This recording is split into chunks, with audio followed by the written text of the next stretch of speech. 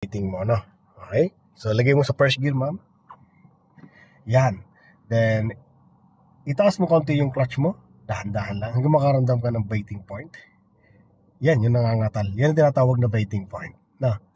Okay? Pag may naramdaman mo na kumatal na, so tanggalin mo yung brake mo. Okay? So, pag once tinanggal mo yung brake mo at umatras, ibig sabihin, hindi pa siya nakakagat. No? So, gagawin mo lang, aangat mo pang konti yung clutch mo. Yan.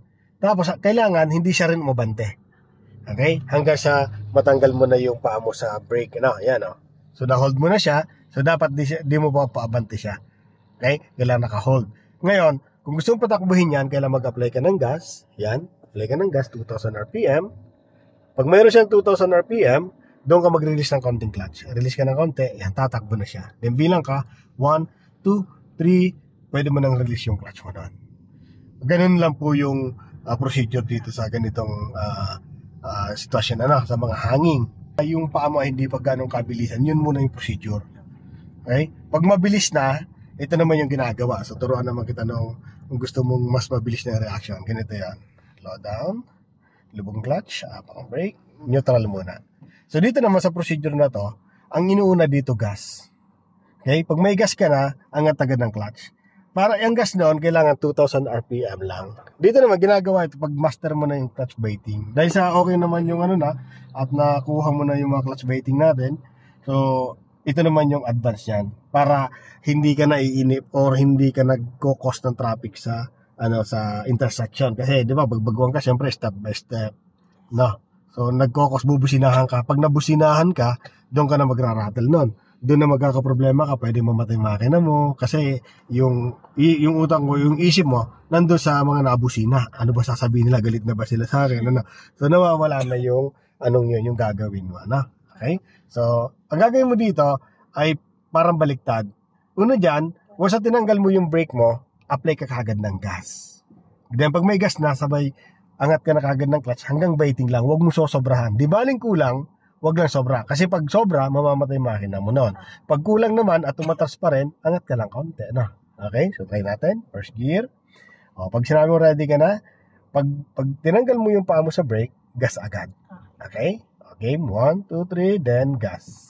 Then, stop. Stop muna. Ayan. So, natural lang yan kasi bago. So, di mo na control yung clutch mo. So, ay yung gas mo, sobrang lakas nung din. Kasi, una, nung tinanggal mo yung brake mo, nangyari doon, umatras. So, yung focus mo, nandoon sa pag-atras niya. So, which is, hindi mo dapat isipin yun. Ang isipin mo doon, yung clutch na. Tapos, yung apak mo ng gas, ay sobrang bigat. Ngayon, ay mas magaan dapat. Okay? So, sige. So, neutral muli siya. Neutral. Then, first gear. Then, apply ka ng konting gas. Go, gas. Gas. Then, angat ang clutch. Diba? Ganun lang then stop ulit tayo. Kailangan mo master mo yan. As a manual transmission na driver, yun dapat yung matutunan mo, yung ganong kabilis, yung reaction. Kasi pag nasa laban ka na o sa driving ka na, mga nagmamadali na yung mga sasakyan. Wala silang pasyensya sa mga nag-aaral. No? Kaya dapat, kagaya mo na medyo nag-advance na rin at nakita kong okay na. So ito na mamaster naman natin ngayon. Okay, neutral muli siya. Okay, ready ka na? Ready muna sarili mo dyan. Bibilang ka. 1, 2, 3, then gas. Then, angat ang clutch. Yan, ganun lang. Para i-condition mo muna yung sarili mo. Okay? So, neutral ka ulit. Then, go. Okay, 1, 2, 3, gas. Then, okay. Yan. Isa pa. Isa pa tayo. Okay, neutral ulit. Yan. Kunwari, nag-go. Wala nang sakyan dito, wala na. Then, gas ka kagad. Go. Up. So, nauna yung clutch down. Okay? Panda rin mga mo. Okay lang yan. Natural lang yun na malito ka na. So, neutral ulit. Then, first gear. Okay? Then, ready ka na? Okay, wala nang sakyan. Wala na sa kaliwa, wala sa kanan. Then, gas. Go.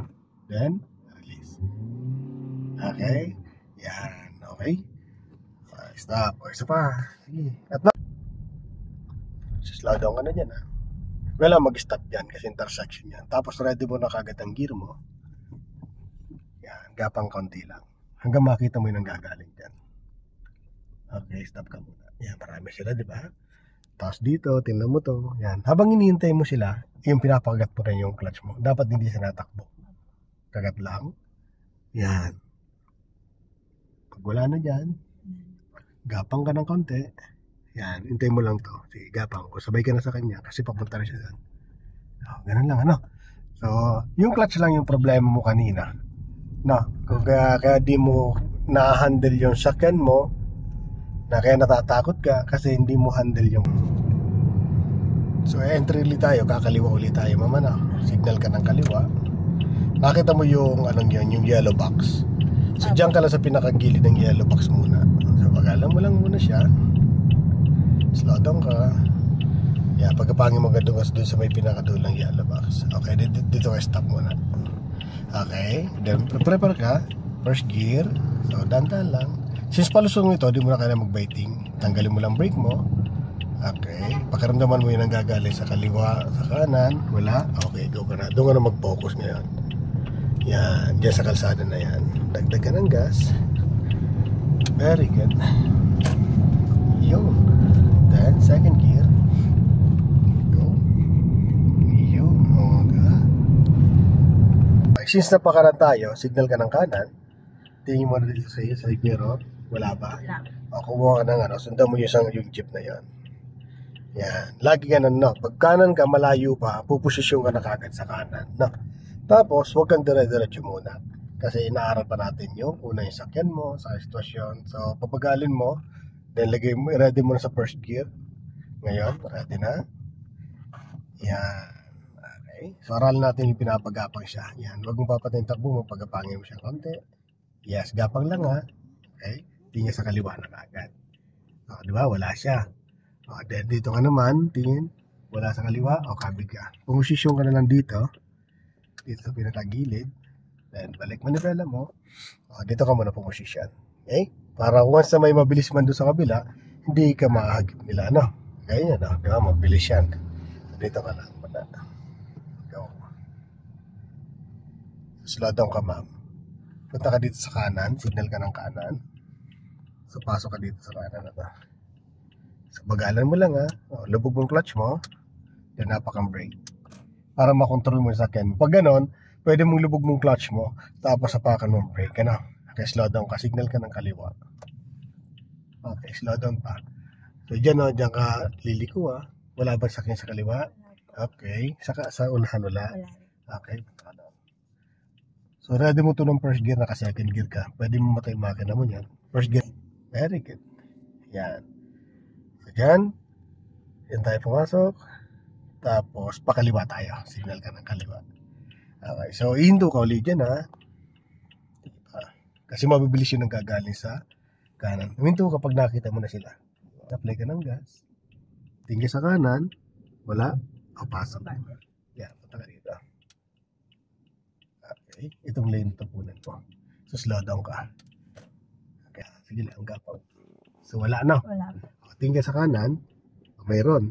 Okay, stop ka muna dito. Obligado ka mag-stop, no? Okay. So, tingin ulit dyan. Pakitin mo yung transmission mo. Okay. Waiting. Then, gas. Then, ano ito? Ano? Okay. So, wala naman. Very good. So, dito ka.